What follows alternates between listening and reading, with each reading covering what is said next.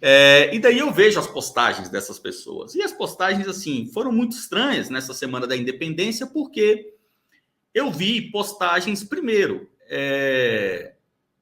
com saudade da independência, um saudosismo da independência. E depois também eu vi postagens reclamando que, como o Lula está no poder, como a esquerda voltou, então o Brasil não é mais independente. Aí eu falei, caramba, eu esperava esse tipo de postagem de qualquer pessoa, mas não da galera da direita. Então, eu gosto da história do Brasil e quando eu vejo esse tipo de postagem, eu acho estranho, porque o que foi a independência para você? Sei lá, eu acho que tinha que ter um brainstorming, assim. Tinha que ter a galera da direita sentar e conversar sobre a história do Brasil. Porque essa galera da direita, ela tem uma proposta que é uma proposta de ser conservadora. Gente, não adianta você ficar assim com bobagens do tipo: conservadorismo é igual religião, ou conservadorismo é igual time de futebol, eu sou corintiano desde criancinha e conservador também. Sabe, não adianta ficar com essas bobagens. A gente vive num Brasil onde todo mundo nasce e cresce progressista. Sabe, no Brasil a gente é socialista de berço. A gente cresceu, se você é da minha geração, então se você tem de 30 a 50 anos, você foi criado por pais que estavam saindo do governo militar. Cara, eu duvido que o teu pai, sabe, tenha sido uma resistência ao progressismo nos anos 80. Eu duvido. Teu pai estava muito mais preocupado com outras coisas, graças a Deus. Superinflação, né? Hiperinflação, desemprego. Então, para poder criar você, teu pai não estava ali estudando, Oliveira Lima. Então, se você gosta de conservadorismo, você tem que aprender. Não é uma religião, sabe? Eu sou cristão desde que eu nasci, fui batizado bebê em Cristo e no conservadorismo. Não é assim. Então, se essa galera da direita tem como proposta ser, além de serem de direita, serem conservadores, e também tem um outro grande problema no Brasil, que é maior ainda do que o problema do conservadorismo. No Brasil, querem uma direita conservadora e cristã. Cara, é assim, quer abraçar o mundo, quer abraçar o mundo, né? Quer abraçar o mundo. É difícil, você não vai conseguir. Porque para você entender o conservadorismo, tem muito estudo necessário, se você quiser ser mesmo conservador, e para você ser cristão, então nem se fala.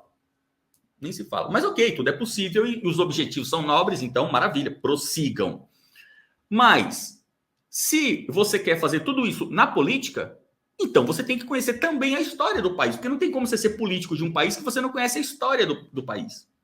E a história, ela é interpretativa, você sabe disso. O que é história? A história não é reunião dos fatos. A história do Brasil não é a reunião de tudo aquilo que aconteceu no Brasil desde que os portugueses aqui chegaram. É claro que não. Então, tem aquela definição do Schlegel, que é maravilhosa, que o Schlegel fala que a história é a intersecção entre a realidade e a necessidade. Então, você tem que pegar tudo aquilo que aconteceu e ver o que merece, o que é necessário, o que importa de ser transformado em história. Então, por exemplo, descobrimento do país. Claro, isso é história. Ok. As personalidades que descobriram o país, que fundaram o país. Claro, isso é história. Né? Cultura, esporte, música, folclore. Claro, isso é história. Então, essas coisas compõem. Né? Essas coisas são necessárias. As guerras é necessário.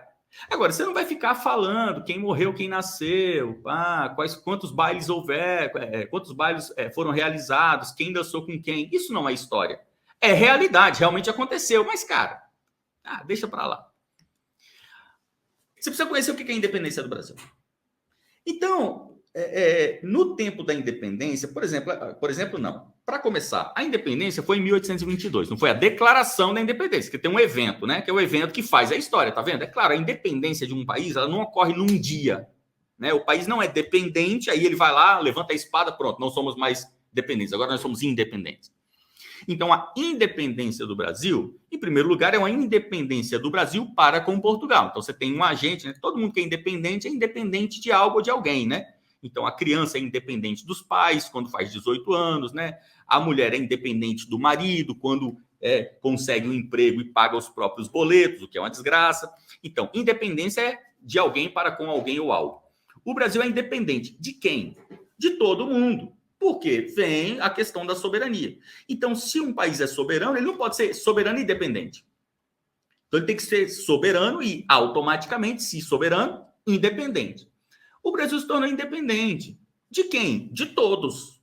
O Brasil não era mais dependente. Então, essa independência, ela não veio por uma guerra, por uma conquista, uma batalha que houve, e daí o time da independência foi lá e venceu o time da dependência, sabe? Uma coisa assim, meio guerra civil norte-americana. Não.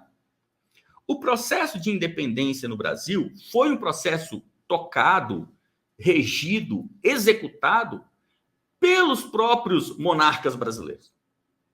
Então, quando nós temos ali Dom Pedro I, vamos pegar aqui, né, Dom Pedro I ali nos anos 20 aí do século XIX, né? Dom Pedro I estava fazendo o quê? Ele estava já tocando um processo de independência no Brasil, para que o Brasil viesse a ter um autogoverno, para que o Brasil controlasse a sua própria história. E é muito interessante você ler isso. Por exemplo, tem um material maravilhoso no Brasil, que é assim, é uma coleção de livros para você ter na sua casa, para você passar para os seus filhos, passar para os seus netos, que é a coleção de livros do Wilson Martins. Isso aqui é uma coleção em 7 volumes, que é a história da inteligência brasileira. Então, o Wilson Martins fez um trabalho maravilhoso. Ele fez a história da inteligência brasileira desde 1500, ele veio até chegar, obviamente, no seu tempo. E ele foi dividindo cronologicamente. Então, o volume 2, ele pega de 1794 a 1855. Então, aqui você vai ter uma descrição maravilhosa do que foi o processo de independência cultural no Brasil. Então, ali no início do século XIX, a coroa no Brasil, ela decide criar uma identidade do país. O país precisava ter uma identidade, precisava ter um personagem, precisava ter as suas cores, a sua bandeira, o seu hino, né? A gente tem toda aquela história maravilhosa do hino da independência, que virá a receber a composição musical do próprio governante, né? Do próprio monarca, compondo ali a peça maravilhosa, essa história que nós não vamos abordar aqui. Então, o Dom Pedro I, ele vai organizar uma chamada, vai entrar para a história, conhecida como a Missão Francesa no Brasil. A Missão Francesa no Brasil foi uma ideia maravilhosa, que foi o quê? Poxa, nós estamos aqui já no início do século XIX, um novo século se inicia, nós queremos que o Brasil seja governado por brasileiros, nós queremos que o Brasil seja um país de brasileiros. Agora, a gente precisa criar esse tal brasileiros, né? Quem são os brasileiros? A gente não pode esquecer, o Brasil não é um país assim como a Pérsia, né? Não é um povo como a Pérsia. O povo brasileiro não é um povo como o povo persa, como o povo inca, como o povo inglês, não é como o povo francês. O Brasil foi inventado. O Brasil foi inventado. Aqui nós tínhamos populações indígenas. A terra estava povoada, mas nós temos populações indígenas. Populações indígenas que no século XVI ainda eram antropófagas, animistas, andavam nus, enfim, eram populações indígenas, totalmente diferente das populações indígenas de outras comunidades, e muito diferente daquilo que os portugueses entendiam como os índios, né? Que eram os habitantes da Índia, totalmente diferente. O cenário aqui era um cenário diferente do cenário da Polinésia, da Indonésia, o cenário diferente da Índia. Então, no Brasil, nós tínhamos populações indígenas, que dentre as populações indígenas espalhadas pelo globo, não há mais, mas das mais, digamos, vai me falhar um termo correto, mas assim, das mais atrasadas no sentido tecnológico. Então, quando os portugueses aqui chegam, a gente tem aqueles episódios do espelhinho, né? O cara vai lá e troca um espelhinho para uma Índia, né? E a Índia toda feliz, todo mundo feliz, o pajé feliz, o pai feliz, o espelhinho feliz, sorrindo, e a Índia feliz, todo mundo feliz. O marujo, então, que o diga.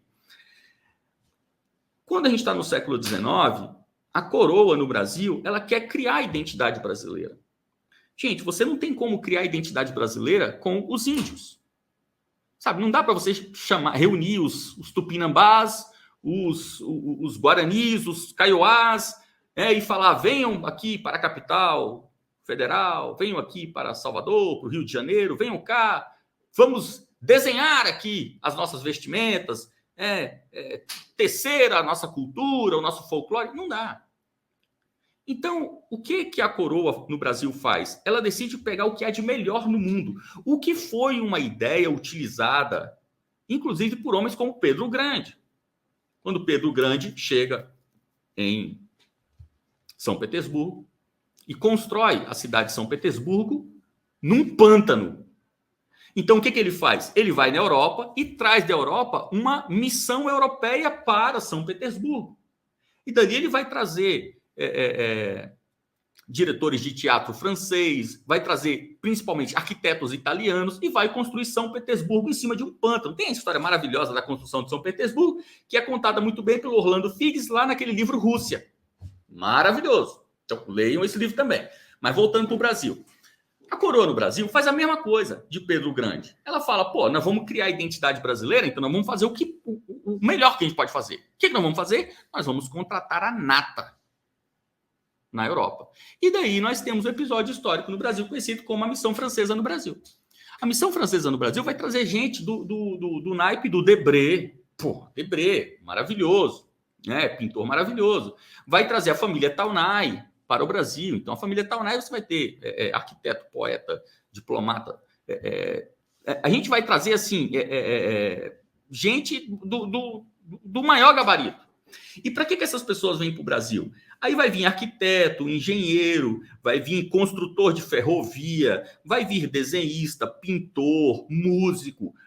Porque essa turma chegando no Brasil, eles vão criar a identidade brasileira. Não é que eles vão dominar o Brasil. O Brasil já é dominado pela coroa portuguesa. Eles vão chegar para criar a identidade brasileira para dar para os brasileiros. Olha aqui quem vocês são. Está aqui o hino, está aqui a bandeira, está aqui as cores, as vestimentas, a culinária, está tudo aqui. Só que a década de 20, ela sempre é uma década terrível. Não sei, não vamos entrar em numerologia aqui não, porque numerologia é coisa do demônio. Mas a década de 20 sempre tem merda. Ali na década de 20 do século XIX, no Brasil, tinha um movimento que era um movimento nacionalista. Que era um movimento nacionalista, o Wilson Martins conta essa história muito bem, um movimento nacionalista que tinha como objetivo criar a identidade brasileira, mas só se fosse por meio de autores brasileiros. Então, essa missão francesa no Brasil, ela foi duramente, desde o primeiro momento em que eles pisaram no solo brasileiro, eles foram repudiados, combatidos. Por quê? Tinha-se no Brasil a ideia de que, a identidade brasileira não pode ser construída por um italiano, por um francês, tem que ser construída por brasileiros. Porque aqui nós também temos alta cultura. Aqui nós também temos músicos, pintores, poetas, teatrólogos, dançarinos, nós temos tudo isso. Então, para que contratar gente de fora? E daí a gente vai ter no Brasil enfim, aquilo que vai acontecer, né? A construção da identidade brasileira por pessoas que são gente nossa, né? Gente da casa, prata da casa, né? Então, a gente tem, por exemplo, aquela pintura maravilhosa. Vamos colocar a pintura na tela. Vamos colocar aquela obra do Vitor Meirelles, né? O Vitor Meirelles, que é nascido no Rio de Janeiro. E ele tem aquela pintura que é a primeira missa no Brasil. Sim, eu não sei se esse é exatamente o nome correto. A primeira missa no Brasil. Sim. Então, pronto. A primeira missa no Brasil é... Deixa eu abrir aqui que eu quero ver também. A primeira missa no Brasil é... Ah, tá aí na tela, beleza. Pode até tirar minha cara feia daí, Celino. Não vamos contaminar a tela, não. Isso, pronto. Todo mundo conhece essa obra. Essa obra é incrível. Essa obra é incrível. Essa obra é maravilhosa, assim, essa obra é criação brasileira, tá vendo? Vitor Meirelles, está lá um cara brasileiro, ele está criando a obra. Essa obra seria criada, não essa, né? Seriam criadas outras obras, como obras do Debré, para mostrar a identidade brasileira. Mas o Debré vai acabar fazendo mais um trabalho jornalístico, de reportagem, mostrar o Brasil como ele verdadeiramente era. A construção da identidade brasileira vai ser construída por gente como Vitor Meirelles. Essa obra é uma obra belíssima, todo mundo está vendo, e ela tem um retrato assim maravilhoso. Esse é o tipo de obra que na história da arte vai se chamar pintores de gênero. É o pintor que pinta um gênero específico. Então, pintor de guerras, pintores de retratos. E nós temos na pintura de gênero, temos essas pinturas assim que são pinturas nacionais, culturais. O Vitor Meirelles, quando ele pinta essa tela, ele não está retratando a realidade. É claro que não foi assim. Ele não estava lá, pô. Essa cena aqui, nós temos o quê? A cena da instituição da primeira missa no Brasil, que foi feita no século XVI, quase 3 séculos antes do Vitor Meirelles. Ele não está descrevendo a realidade, porque esse não é o objetivo da arte. A arte não pode se apequenar a tal ponto de querer mostrar para você a realidade. Ela tem que ir além da realidade. Então, o que ele está colocando aqui? Não dá para a gente explorar essa tela toda aqui, que a gente ficaria 40 minutos fazendo a leitura dela. Então, vamos sintetizar. Nós temos aqui a beleza natural, então a cena. Onde ele colocou a cena? Né? Nós temos aqui a orla brasileira, a praia brasileira. Nós estamos lá na região ali de Cabralha, de Porto Seguro, que nem é assim, na verdade. Não tem aquela montanha pedregosa lá atrás. Isso é uma coisa muito mais mata atlântica do que você tem lá em Cabralha. Mas ok, não tem problema. Não é um retrato, como eu estou dizendo, da realidade. Então a gente tem uma vegetação bem amazônica em Porto Seguro e Cabralha, com toda a beleza e toda a exuberância. Vamos vindo para as primeiras camadas da tela. A gente vai ter a comunidade indígena. A comunidade indígena está belíssimo, está bem representado. Você tem aqui os índios com as coroas vermelhas, que era justamente a característica, né, da comunidade indígena ali naquele local. Então ele vai colocar muito índio. É muito índio. E essa multidão de índio, ela está numa região menos favorecida pela luz, né? Então você está vendo, os índios, eles estão em massa, né? Você tem muito índio em massa. Você não tem ali o destaque das figuras indígenas individualizadas. Ok, ele está mostrando a multidão de índios que tinha no Brasil. Isso, pode vir nesse sentido. Olha aí, você está vendo, né, os índios mais velhos, aí você tem ali, né, as índias, você tem um molequinho ali na sombra, é muito legal. Tem um índio ali que é muito maneiro, o primeiro a gente vai chegar lá. Isso, baixa um pouquinho, baixa um pouquinho. Isso, beleza. Dá uma parada nessa índia coxuda que está aí. Olha só, o Debré, ele tem vários estudos dessa obra, né? Quando ele foi pintar a obra, ele fez uma série de estudos, como todo pintor. E na série de estudos que ele faz, ele pega essas duas mulheres que estão aí. Essa índia coxuda que está aí na luz e essa outra índia que está do lado de cá com um molequinho nas costas. Ele estudou muito para desenhar essa índia de cá. Isso, essa índia, o Debré tem vários estudos sobre ela.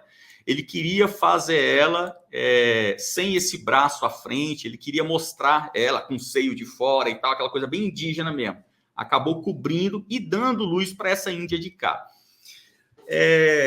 O Debré, o Vitor Meirelles. Então, o Vitor Meirelles, ele vai. Essa mulher aqui, ela tem uma luz sendo jogada nela. Ele está mostrando ali algo que era o objetivo do naturalismo naquela época. Ele está querendo mostrar como era o corpo do índio. Por quê? Na arte clássica, a demonstração do corpo de uma pessoa, de um habitante de um local, é a demonstração da humanidade daquele local. Então você pega, por exemplo, os corpos dos gregos, quando são expressos na escultura, na pintura, é sempre aquele grego, deus grego, né? É aquele cara malhado, né? Fortão. Por quê? Porque os gregos, eles privilegiavam a exuberância do corpo. Quando o Vitor Meirelles vai construir a identidade do Brasil, ele quer mostrar quem é o brasileiro. O brasileiro é esse aqui, ó. Mulheres da pele morena, mulher que é toda avantajada, com seio farto, com perna, com colchão. Ele está construindo a identidade. Ele está mostrando para você quem você é, quem são as suas mulheres. Ok, continua indo. Aqui tem um personagem muito legal. Pode ir indo. Aí, esse cara. Olha para a cara desse indígena. Cara, quantas pessoas eu não vejo nas ruas de Brasília que tem exatamente essa cara desse. Porque esse cara ficou muito moderno, esse cara. Ficou. Não parece assim, entregador do iFood? Parece um cara que trabalha no Uber, motorista de Uber. Cara, você vê, pô, o Debré, ele leu a personagem, ele leu a identidade brasileira. Esse cara é um brasileiro. Você pega um garotão hoje, vai na Smart Fit, tá cheio de cara assim, ó. Igual esse cara aí. Então, ok, tira o zoom aí, Celino. Vamos ver mais coisas, senão a gente vai ficar aqui 40 minutos. Ok, você vê que os índios, eles estão todos em redor. Eles estão em redor da cena que está acontecendo, que é o foco. O foco é o quê? A celebração do culto ao nosso Senhor Jesus Cristo. Está muito claro que é o culto ao nosso Senhor Jesus Cristo. Por quê? O elemento principal da obra é o sacerdote erguendo o cálice, a cruz. E a cruz é o símbolo do Cristo. Então, você colocou a cruz, você falou de Jesus. A cruz ficou interessantíssima, que é uma cruz improvisada, claro, né? Você tem ali uma árvore tombada e você tem, então, esses dois troncos tombados, né? Então, ficou curioso como o Vitor Meirelles fez a junção da cruz, né?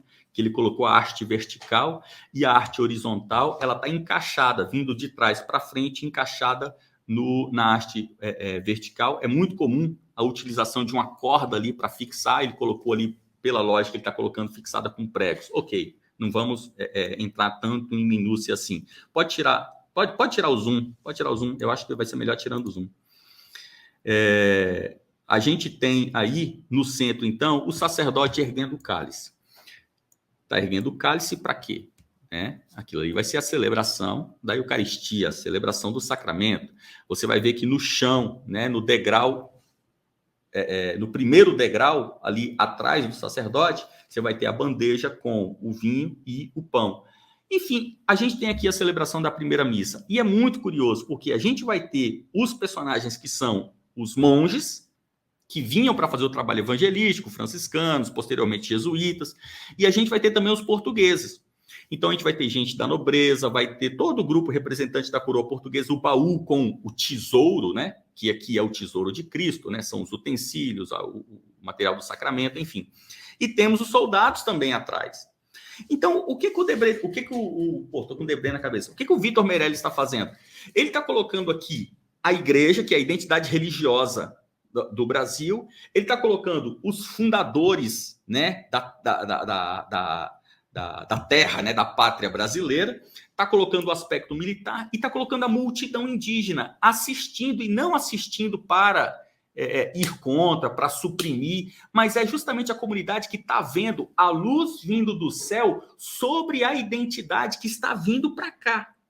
Então você está vendo que o Vitor Meirelles, ele iluminou o cristianismo, ele iluminou a identidade da igreja e iluminou também os monges, os nobres, os soldados. E os índios estão, assim, vendo a luz descendo sobre aquilo ali. Cara, isso é construção de identidade. Então, pode tirar a imagem para a gente não transformar a live numa aula de arte. Vamos tirar a imagem.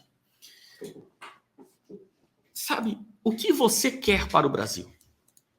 Qual é o Brasil que você quer? Quando você tem uma construção de identidade, você tem o quê? Você tem ali a expressão do que é bom. Sabe, eu estou fazendo aqui a identidade norte-americana, a identidade holandesa, a identidade inglesa. Pô, estou fazendo a identidade brasileira porque eu quero que aquele povo olhe para essa identidade e fale, cara, é isso que eu sou. Sabe, esse é o verdadeiro eu. E eu quero isso daí, eu quero defender isso daí. Então, o que os conservadores querem no Brasil? É isso aí que vocês querem?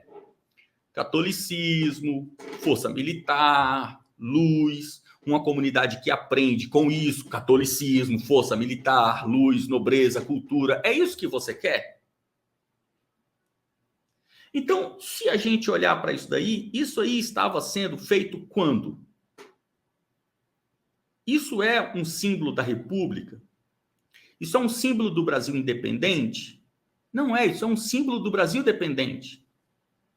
Se essa cena fosse uma cena do retrato do Brasil independente, nós estaríamos vendo os índios comendo os monges, quebrando a cruz, quebrando o altar.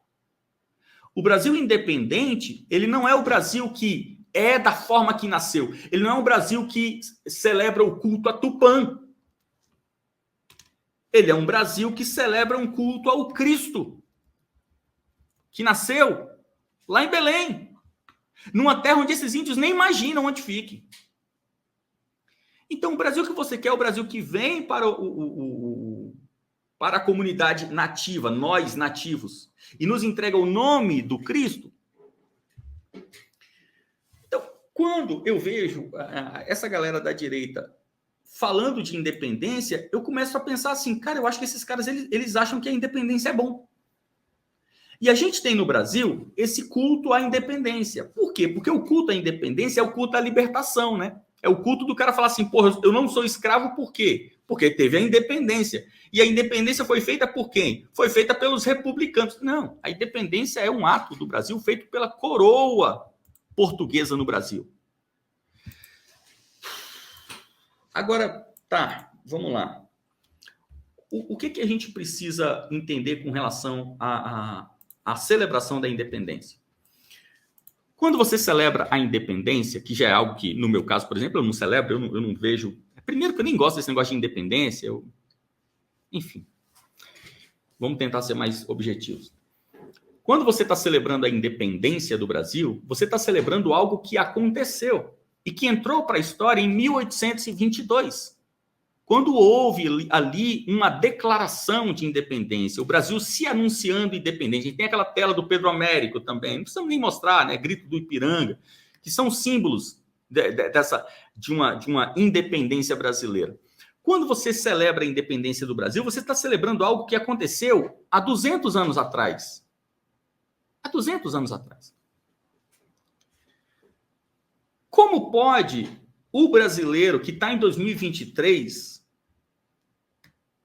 não comemorar a independência porque o Lula ganhou? Ou porque o seu oponente ganhou? Então vamos lá, o Lula ganhou. Então, como o Lula ganhou, agora 1822 não vale mais. Cara, no Brasil até o passado... É a frase lá do Pedro Malan. No Brasil até o passado é incerto. Ou seja, a vitória do Lula pode mudar até o passado. Cara, se você gosta da independência, saiba, a independência já aconteceu há mais de 200 anos. Celebre! Mas não, eu só vou celebrar a independência que aconteceu há 200 anos atrás se hoje o meu candidato ganhar. Se o meu candidato perder, aí eu não vou celebrar a independência, não. Outro ponto. No governo Bolsonaro, o Brasil era independente? Tá, e em quais mais outros governos o Brasil foi independente? Se a gente fosse fazer aqui uma lista histórica da independência do Brasil, em quantos anos o Brasil foi independente? Ao longo de quantos anos o Brasil foi independente? Se você pega a história do Brasil republicano, pega o Brasil a partir de 1900. Vamos pegar aqui o século XX inteiro, né? E o século XXI. Então, se você pega toda essa época aí, você vai ver que nós tivemos governo militar por um quarto de século. Você bota aí 25 anos de governo militar. De governo Getúlio, mais 25 anos, né? Mais 20 anos. Se você somar os golpes militares, Marechal Deodoro, Floriano Peixoto, se você somar todo o tempo em que o Brasil foi regido por tiranos, por militares, todo o tempo em que o Brasil foi regido por fascistas como Getúlio Vargas, metade da história democrática do Brasil foi de ditadura. Ditadura, eu estou colocando aqui todos esses desgraçados. Deodoro, Floriano, Getúlio, governo militar, tudo isso que é assim, símbolo de Zâmbia, símbolo de Paquistão, porque Brasil, país que é governado por militar, é país tipo Paquistão. Se você pegar a nossa história de democracia, metade dela é de governo autoritário. Então, o Brasil foi liberto, foi independente quando? No governo Bolsonaro? Bolsonaro não fez nada. Com o governo Bolsonaro, nós fomos independentes de quê? Nós fomos independentes das ONGs? Nós fomos independentes do capitalismo? Ou independentes do comunismo? A gente foi independente da CNBB? Desse catolicismo idiota? Desse cristianismo idiota que tomou o Brasil, porque a igreja evangélica não fica atrás? A gente foi independente do modismo? A gente foi independente dos enlatados norte-americanos? Nós fomos independentes dos bancos? Nós fomos independentes da inflação? Nós fomos independentes de quê? O Brasil não é nem independente, o Brasil é escravo. O Brasil não consegue ser independente do carnaval. Não consegue ser independente do Brasileirão. O brasileiro não consegue viver sem o Brasileirão. Se você cancela o Brasileirão, tem guerra civil.